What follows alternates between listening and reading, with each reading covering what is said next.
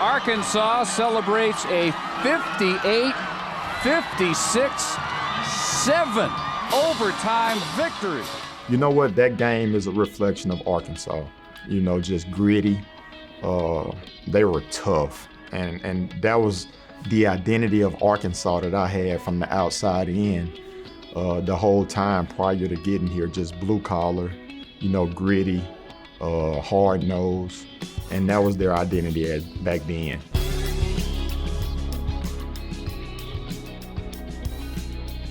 So you're here, co-defensive coordinator at Arkansas. When you wake up and you look in the mirror in the morning, what do you think about that? Well, just how blessed and fortunate I am. You know, I still pinch myself walking in the office at times, being an SEC player. I started as a small ball coach, and I always had aspirations to coach in the SEC. And obviously this is my second SEC school, but this is a special place. I'm fortunate to work for Coach Pittman and the staff that I'm around every day, because regardless of where you're at, your experience comes from the people that you're around. And I'm fortunate to work with a great staff.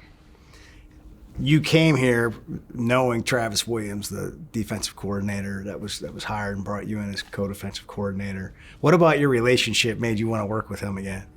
Well, just the experience we had at Auburn, and it started just from a personal level. We became instantly really close friends when we met. And when we met, it felt like we knew each other for a lifetime. And as we got to know each other better, our wives became really good friends. Our kids became really good friends.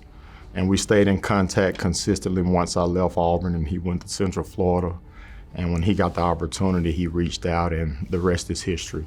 You know, I'm very fortunate to work with him. He's a child of God. You know, he keep the main thing the main thing. He's a consistent guy and someone that challenges me to be my best every day, and vice versa. He's my accountability buddy. So I'm fortunate to be here and to be a part of his staff. You were part of Mike Norvell's staff for quite a while, right? Yep. I mean, all the way back to Memphis. And correct. Then last 3 seasons at Florida State. Mm-hmm. Yeah, so I was coaching the secondary at Fresno State. And, you know, it's funny how things work out. You know, Mike became the head coach at Memphis. And a mutual friend that he and I have picked him up from the airport for his press conference to become the head coach at Memphis. And throughout that ride, the commute from the airport to the facility, Mike asked him if he knew a secondary coach. And, you know, Mike wanted to make Mississippi, my home state, a priority in recruiting, being at Memphis. And Mike and I didn't have any relationship at all. And he called, and the conversation just felt like we knew each other. And it was a really good conversation. We knew right then that I was the right fit for his staff, and he was the right fit for me as well and my family. And I went and became the secondary coach at Memphis. That was 2016 and 2017. Mm-hmm. And that's when Coach Malzahn presented an opportunity to me, and I went to Auburn 2018 and 2019. And when Coach Norvell got the head coaching job at Florida State, he presented another opportunity to my family and I, and we accepted it. And here we are now. So it's amazing just how the coaching profession works. It's a small circle when it comes to just the network of people that's within a profession. And I was fortunate to be a part of his staff for sure. Yeah. Really close friend, really great guy, and he'll do a really good job at Florida State. Yeah, to be with somebody as many years as you guys work together, mm-hmm. and then to take another job, you know, there's probably a little bit of trepidation that comes with that. Yeah, he, you know, Mike always knew my aspirations within the profession, and when Coach Pittman provided the opportunity to come and be the co-defensive coordinator and defensive back coach here at Arkansas, I think that put me a step closer to where I want to be. You know, I got aspirations to be a defensive coordinator myself, and eventually a head coach as well. And my responsibilities here, being a part of the staff with Coach T. Will, I think is going to prepare me even more to accomplish that goal. So I'm fortunate to be here. Again, I'm an SEC guy, so just being in this conference, as I think is the most elite conference in college football, I'm fortunate to be a part of it. You mostly have coached defensive backs? Yes, sir. That's only exclusively. Exclusively defensive backs. But I've always looked at things from a big picture perspective, from an all 11, even though that was always my emphasis as a coach. Well, I don't know if you can make it just being a defensive backs coach. Nick Saban comes to mind. Yeah. That was his career, right? Right. That was his. It's a huge responsibility for sure. I think it might be to me. It might be the hardest position on the field. I don't know if there's one that's more difficult. It's the most challenging. Yeah. But if you work every day to perfect your craft, it don't be as difficult. You know what I mean? But Yeah. it's the most detailed, in my opinion, position on the field. And without a doubt, when you make a error on the back end, everybody in the stadium knows it. A linebacker can mess up, a D lineman can mess up, and nobody knows it. But when you mess up in the secondary, everybody knows it. And that's why for us, we can't miss a day without being the best versions of ourselves in preparation, and you got to be very detailed with your eyes and what you're looking at. The communication has to be on point, because if one guy motions or moves or shifts, you can be in a completely different coverage. So the communication from a verbal perspective and a nonverbal perspective with hand signals have to really be on point. Just in a really simple way, just a lot of one-on-one matchups. Yeah. And you're playing defense, you don't know what the guy on offense is going to do, so he's got an advantage theoretically. That's right. How do you prepare for that? You're talking about a lot of communication, but how do you prepare for that just man-on-man, trying not to get beat? Yeah. What are some of the important parts of being a good defensive back in that you're on that island a lot? Yeah, well, it's a reactionary position. The quarterback and the receiver know the route before they run it, and it's all about timing. And from a defensive back perspective, the mission is to disrupt the timing and to just win your one-on-one with really good technique. And obviously, you got to have the talent to be able to match and cover a receiver. The talent part is our job to go out and find. But you have to be disciplined. You have to be on point with your responsibilities within the defense. And you have to be on point with efficient footwork and eye discipline. If you do those things, you got to recognize split. You got to know the tendencies based on formation. So it has to be some anticipation within your technique before the ball is snapped, just based on tendencies. Because the offense, one thing about them, they tell you a story. If you read it, you can understand what's going to come before it happens. And so that's the main thing. Just, every single day we talk about the details, and we have to teach that way. We have to coach that way, but then we also have to learn that way. So for us as coaches, we have to challenge the players to be very detailed in preparation, and then go out and execute with discipline. What's the biggest thing a corner, a DB, has to overcome?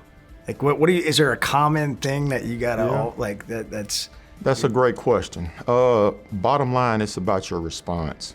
Rather if you hear people say short-term memory all the time. You have to have that rather if you win your one-on-one or if you get beat, because it ain't a matter of if you get beat, but when you get beat, what is your response? And even if you win, as I mentioned, what is your response? So it's really important that we don't let play 20 affect play 21. And, it's all about the confidence, so at the end of the day, it's about responding, rather if you win your one-on-one or lose your one-on-one, and going to the next play and being better. You mentioned a couple of times being an SEC guy. You played at Ole Miss. Yes, sir. How'd you end up at Ole Miss? Yeah, that's a great question. And this was late 90, early 2000, like 99 to 2001 and 2, right in there? Class of 99 to 03. Yeah. So from 1999 to 2003. So I'm originally from Moss Point, Mississippi, which is on the Gulf Coast of Mississippi.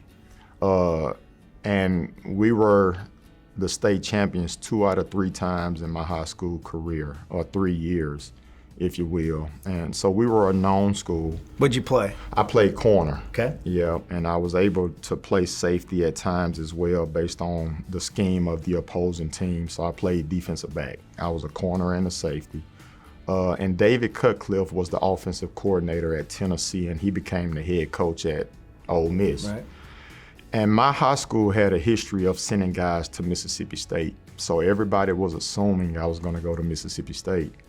Well, I was on my official visit with Eli Manning, and he was kind of the headline of that official visit weekend.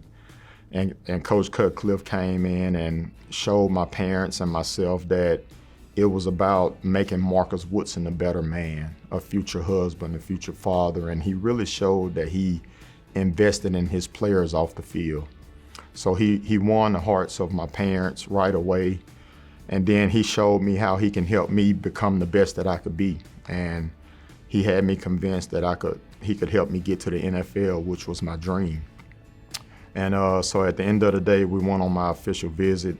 It was 2 of my teammates and myself, so it was 3 of us on an official visit at Ole Miss at the same time. And long story short, the defensive lineman, his name was Jesse Mitchell, who's a best friend of mine. He said, "Wood, what you think? Let's sign with Ole Miss," and we did. And I'm very grateful for him, Jesse Mitchell. He was a national recruit. I wasn't. I became a Division I player going probably halfway through my senior year. And they came to see Jesse. And while they came to see him, they noticed me and ended up offering me a scholarship. So I went. It was the best decision of my life. I wouldn't be sitting here in front of you now if it wasn't for that decision. And obviously, I didn't make it to the NFL. I suffered some injuries on the back half of my career. And that's eventually how I transitioned and became a coach. I had no idea that I would be a coach. And as I went through those adverse times dealing with injuries, Coach Cutcliffe and a couple of the guys on the staff pulled me in, and they said that they thought I would make a great coach because I was a coach on the field as a player. And I took the job at Millsaps, and my first day on the job, I knew that this was what I was called to do. I want to hear more about your coaching career. Let me back up just a little bit. While you were at Ole Miss, you remember playing Arkansas? I do. Yeah? Yeah. There's a 7 overtime game in there somewhere, but I think you were out with an injury or something. I was. That's right. I was on the sideline on crutches at the time. That's a long time to be on crutches. Yeah. I think the game may have kicked off at 8 p.m., 7:30, if you will, and it may have ended like at 1 a.m. It was a lengthy game. Very competitive, obviously. 7 overtimes. It was amazing. Inches for the first down, and Pierce keeps plugging, stands up with a touchdown. You know what? That game is a reflection of Arkansas. Just gritty. They were tough. And that was the identity of Arkansas that I had from the outside in the whole time prior to getting here. Just blue collar. Gritty, hard nose, and that was their identity back then. And it was a competitive game, but we came out on top. Yeah, there's been some moments since then that they've been that. But I felt like when Coach Pittman took the job, like he kind of circled that point and said, "That's who we're gonna be." Yeah. Like we're gonna be that if we're nothing else. We're gonna have some pride, and we're gonna be gritty, and we're gonna be tough, and That's right. We're not gonna be afraid to get dirty and work hard. Everything you just said is Sam Pittman. Yeah. And everything you just said are the Arkansas Razorbacks as well. So It's funny that you remember that about them. Yeah. And then you end up Yeah. kind of being a part of that in your coaching career. And that's why this place fits me and my family so much, because that was me as a kid. I was not the most talented athlete. Everybody around me was elite, but I wasn't. So I had to really work harder than everybody to bridge the gap. So I grew up as a kid that was blue collar. I had to work to become a Division I athlete. And I did. My mom, she's been a mail carrier for 44 years, and she carried me in her stomach. Back then, postal workers didn't have trucks, so she walked her route. And she was literally 9 months pregnant with me and went from her route to the delivery room to give me birth. Man. So I was born into hard work. And then my dad, he worked at a refinery for 20 plus years, and I watched him every day grab his lunch pail, his hard hat, had his steel toe boots on, and he went to work. So as a kid growing up, I experienced the identity of Arkansas. And that's why I just embrace being here, because this place is who I am. Tell me more about growing up, siblings, home life, what all that looked like. Yeah, I was very fortunate. I had mom and dad at home when everybody around me did not. Mom and dad worked, so we wasn't privileged, but we were better than most in my neighborhood. As I mentioned earlier, I grew up in Moss Point, Mississippi. I was the youngest of 4. I got 2 older brothers and an older sister. One of my brothers passed away in 2021, so God rest his soul. But I was always the baby of the family. So I had no choice but to be tough and learn how to work, because my brothers, they would always rough me up, and I had to be tough with that as the youngest. But had mom and dad, we were a really close family. And I was always the athlete in the family. My older brothers, they really didn't play ball. I had one that played baseball, but he eventually didn't finish playing. And everybody just kind of invested in me to be the one to go to college, to play ball. And I just been blessed, man. I'm family. I'm all about family, faith first, then family, and then football. And that's Marcus Woodson. When did you know you could play? That you had some talent? That's a really good question. So I noticed early on, my 10th grade year, I went and made a name for myself. The spring of my 9th grade year going to my 10th grade year is really when I knew I had a chance. Again, we were an elite program back then as a high school when it came to being successful. I was around a bunch of really good Division I players. And when they all came and told me, Marcus, if you continue to just keep working, man, and invest in your craft, you got a chance to be a really, really good player. And I always just took that to heart and worked my butt off as I aspired to be an NFL player. And obviously it didn't work out because of injuries, but it was a really good run. And the things that I learned throughout just the journey, if you will, is keep putting your left foot in front of your right. Even when it's dark outside, the sun is eventually going to come out. So just keep going. And if you do that, everything will be okay. And that's, again, why I'm able to be sitting in front of you today. We hear things like that, and everybody's like, yeah, but when you get in that spot, it's not that easy. Not at all. So what does that look like? Yeah, man. So it was a bunch of lonely nights at Ole Miss, to be honest with you, when I was hurt. The team would travel on the road and I wouldn't. I would be watching them on TV. And you heard me mention earlier, it was 3 of us from the same high school that played at Ole Miss at the same time. And both of those 2 guys became all SEC. And I'm sitting at home watching from afar.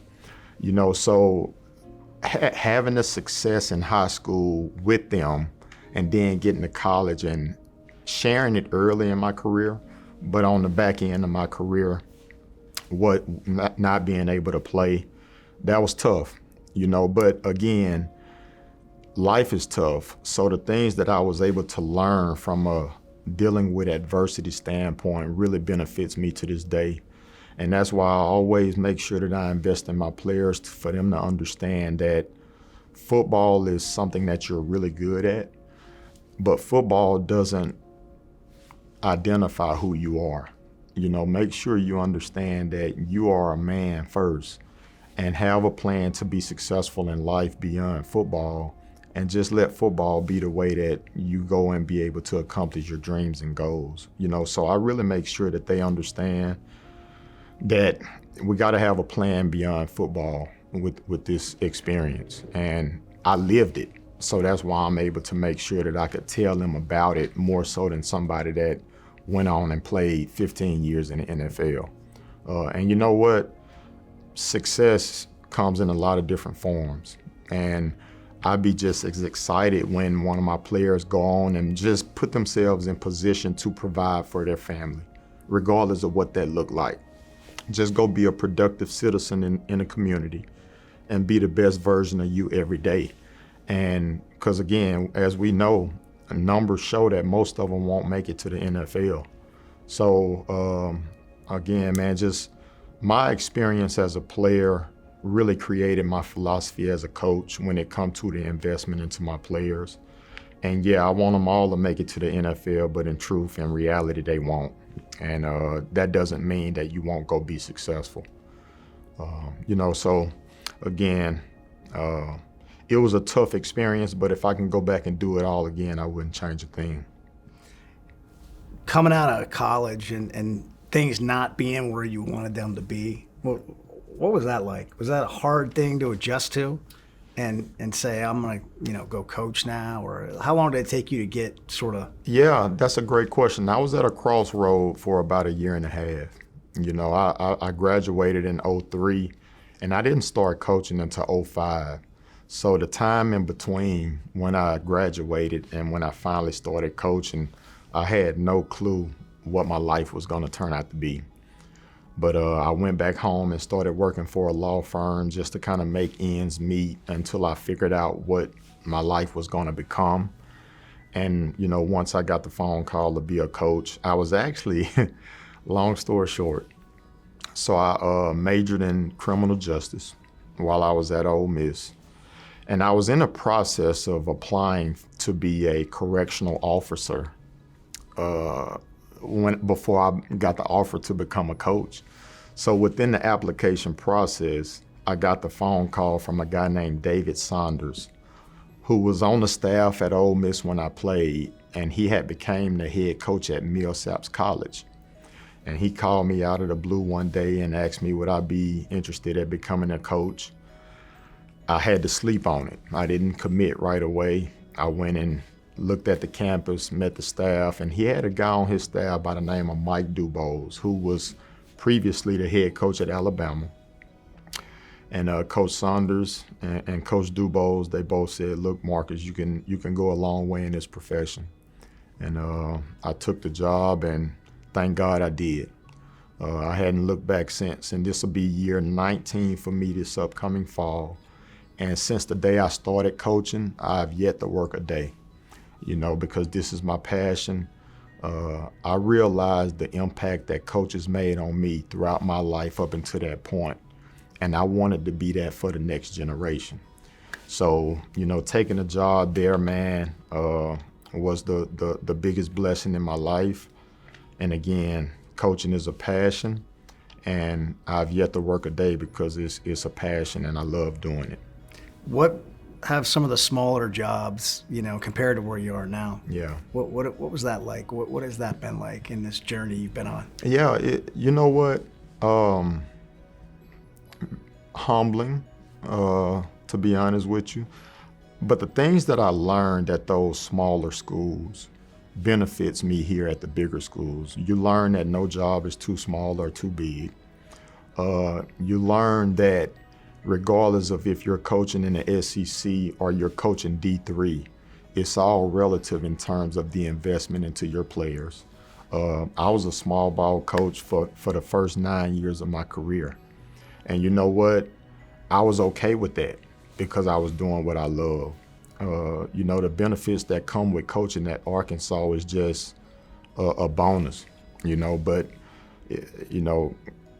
coming from Division III at Millsaps, transitioning to FCS at Charleston Southern, coaching in South Carolina, getting married there and having a newborn kid. And when my first son was 2 weeks old is when we transitioned from South Carolina to California. So thank God I got a wife that was willing to go on the journey with me. And but just climbing in the ranks of coaching from Division III to FCS to Group of Five to now SEC, it has been a really good journey. But you know what? I invested in my players at Millsaps and Charleston Southern just as much as I do here at Arkansas. So the investment never changed, but the logo did. And obviously the salary as well. Yeah. And the benefits that go with it. Yeah, everybody sees that when you're in the SEC. Yeah. They make some good money. But when you're That's right. I mean, I don't know what you were making at Fresno, for example, but that's not a cheap place to live. It's not. You know, and so it's you know, it's just travel. It's you don't know how long you're going to be there. Right. There's no job security. That's right. I mean, you see head coach salaries, right, in college athletics, and everybody that they kind of just forget there. But there's all these people that are part of the organization that aren't a part of that, and they're kind of living year to year. Yeah. You know, and that's why, man, like I see people all the time. They be like, Coach, like, what did you do to be able to get in the SEC? Just work. I never been a coach that looked at what was next. You know, obviously I had my aspirations in the back of my mind, but I was always where my feet were at. And it was all about the players where I was at. And I didn't try to go off and impress a staff at another school. I was always trying to impress my players and the coaches and the staff that I was with wherever I was at. And that's why, for me, I've been fortunate along the way. I just believe one of my favorite sayings is bloom where your feet are planted. And I just always had that philosophy when I was coaching, and I literally made $6,000 a year at Millsaps. And that was one of your first jobs? That was my first job. Yeah. I made $500 a month, $6,000 a year. And that's a lot of nice meals. Well, they had me on a meal plan, and they gave me helpful. That's right, and they provided lodging, so that helped.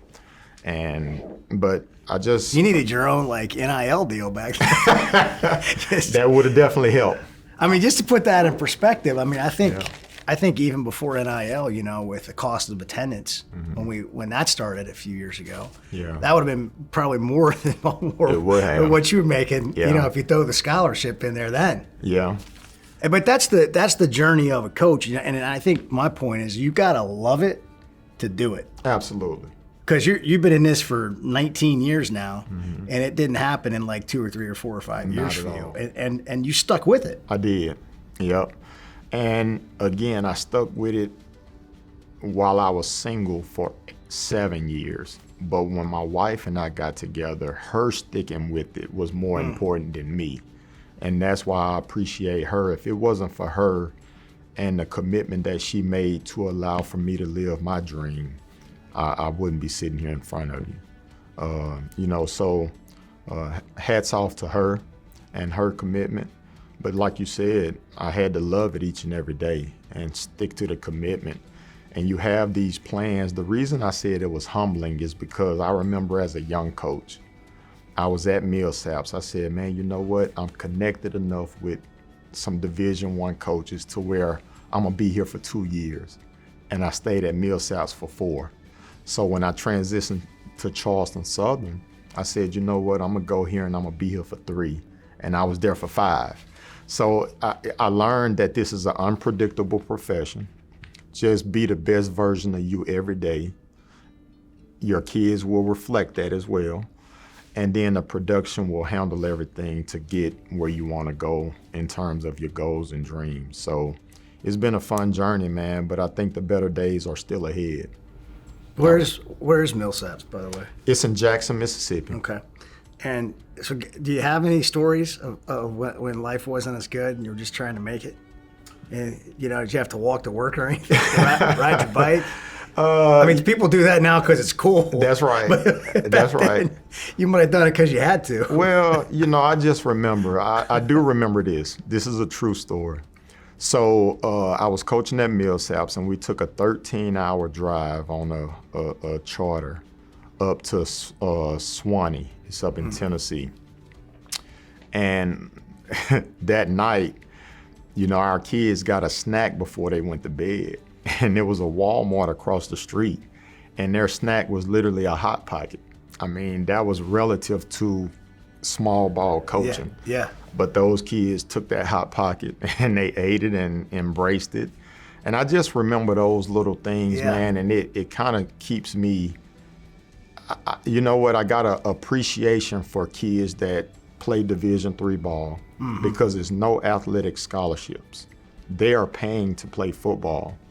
And I just remember the passion that they had. So now coaching where kids are getting NIL and are literally getting taken care of in every aspect of their life, I make sure that they are grateful for this, because I've seen the other side of it where kids don't get any money and are paying to play. And that's essentially what it was at Millsaps. So again, just that small ball mindset in terms of no job is too small or too big.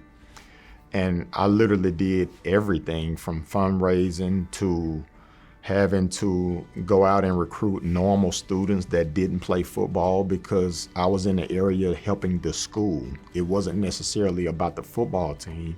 You had to also recruit normal students while you went and recruited football players. So it was just an interesting experience. You had to recruit 20 kids just to get one because of the cost of the tuition and everything. So it was very interesting, man. But again, I'm grateful for the journey, and just the things that I learned there from a work standpoint really benefits me now. Yeah, it's interesting just to have that foundation. I think about Coach Pittman. I think about the number of coaches on the staff that have a similar story, although their own differences. Why do you love it so much? Why are you so passionate the last 19 years about coaching and being in the game? Well, seeing kids accomplish their dreams, and helping them develop and grow. The best thing is when you have a kid come in as a freshman and he a young, immature knucklehead, and they grow into a graduate, go on and become a productive citizen, and they call you one day and say, "Thank you, coach." That's the best feeling in the world as a coach. And that's why I do it. I don't do it to necessarily win games. Obviously, you're gonna work to win. I do it to win lives and just help kids become better and achieve their dreams and goals. That's why I love it. I don't love it because of the things that happen on the field. I love it because of the things that happen in each of my players' individual lives. So for me, that's why I do it. That's what keeps me going, and that's why I love it. You've developed a reputation as a recruiter. You have to be a recruiter if you coach in college, Absolutely. Right? There's no such thing as I don't recruit. Yeah, that's right. But you talked about going to Memphis and being from Mississippi, and that's one of the reasons Mike Norvell wanted to hire you when he was there. Correct. What is it about recruiting? I mean, everybody talks about relationships, and obviously that's a big key. But what's something that you would point out, like if you were talking to coaches about recruiting, like, hey, this is really important? The most important thing is listening and understanding what a kid is coming from and what he's going through, and go to where he's at. Don't make him come to where you're at. You go to where he's at and relate to him in that specific moment. See what his life looks like. That's right. And that's why for me, I gather all information from coaches, from secretaries, from janitors, anybody in the building of a high school about a kid. And then I take it into consideration when I meet the kid. But for me, it's all about just understanding the foundation he come from, understanding what he want out of life, and then being able to paint the picture in terms of how you can help him get to that point to accomplish what he want in life. And that's what all kids want. And I tell parents all the time, it's 3 things we're gonna provide for your son. We're gonna provide structure. Once I know what a kid end goal is, I rewind back to the present time and develop the structure that's gonna help him get to that point. And within that structure is gonna be a standard. And the standard is just that kid being the best version of himself every day. I'm not one of those coaches that say, give me 110%. That's not me.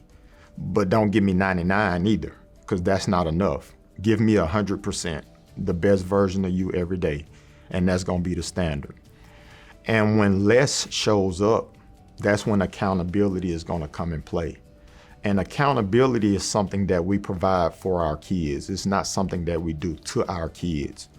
And say what you want, everybody, grown men included, myself as well, we all want those 3 things. Everybody wants structure. You want to be held to a standard, and you want to be held accountable.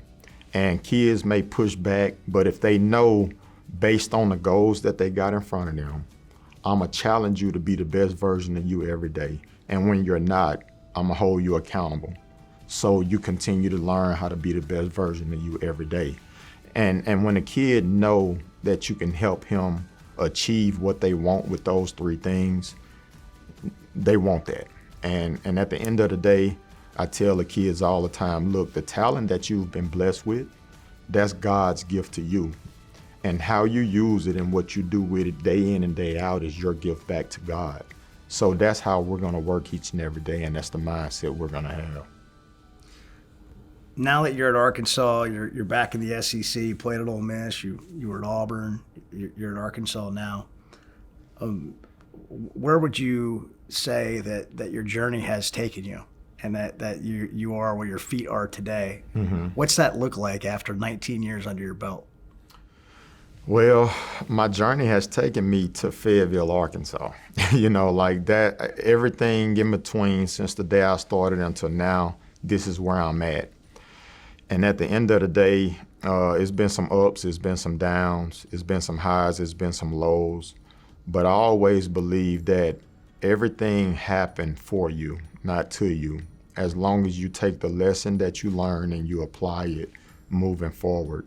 So for me, again, I wouldn't change nothing when it comes to the wins that I've accomplished and people storming the field, the losses that I've experienced with heartbreaks, if you will. Like, it all happened for me so I could be better today and better for Arkansas. So for me, I just believe that as long as you take the lessons that you learn and apply them moving forward, everything's happened for you so you can be better. Man, what a perspective. Yeah. That's great. That's how I see it. Yeah, I love it's, a lot of guys, they have this path to, they want to be a coordinator, they want to be a head coach. And maybe after 19 years, they'd be like, maybe I'll just be a DB coach. Yeah. And you haven't, that didn't even cross your mind. No. And it doesn't happen the same way for everybody. That's right. And you don't know what's, we do these stories all the time, and it's interesting how what you thought success looked like when you started may be completely different. Yeah. What success actually is for you. Yeah. Your perspective definitely changed over the course of time. I always, when I was a DB coach, wanted to be the best DB coach in the country. And wherever my job was at, that was the best job in the country. That's how I see it. Now that I'm the co-defensive coordinator and defensive back here at Arkansas, I have the best co-defensive coordinator and DB job in the country. I really feel like that. And for me, I'm preparing for what's next, but I'm not looking for what's next. I'm looking for right now. But at the same time, I'm preparing for tomorrow as well and the aspirations that I have in front of me. And I like the progression up until this point. Lord willing, I continue to progress upward and, just keep being blessed and, make this situation here at Arkansas the best that I can. Okay, Coach, when your time here is done, I like to ask everybody this. Whenever that is, year, 5 years, whatever. 10, who knows? Mm-hmm. But when your time here is done at Arkansas, how do you hope Razorback fans or the people in this organization or this state remember Marcus Woodson's time at Arkansas? Absolutely, that he was consistently who he is, that he was genuine, that I was in touch with everybody that I came in touch with, but also he left Arkansas much, much better than he did before he got here. That's my whole goal. Coach Cutcliffe, as a head coach, when I was a player, he used to always emphasize to leave a place better than you found it. And that's definitely what I want people to be able to say about my job and my responsibilities here at Arkansas when I leave. Well, congratulations on being here. Absolutely. It's a great place, isn't it? It's a great place. Great place. And, obviously playing against Arkansas, I come in as a player, you come, you play, you leave. Yeah. Coaching against Arkansas, being at Auburn, you come in town, you play, you leave. And I never understood how special this place was until I got a chance to experience Fayetteville, the Bentonville, and the Rogers area. And, it's about the people. I heard a guy say once before, you could be in paradise around the wrong people and have a miserable experience. Or you could be stranded on the island with the right people and have a great time. Yeah. And I know this is going to be a great time because of the people. And, you know, the most important thing for me is my wife and my kids. They love it here. And that was my biggest concern just in a transition from Florida State to come here to Arkansas. But now we're Razorbacks. I'm excited about the opportunity, man, and Fayetteville is home.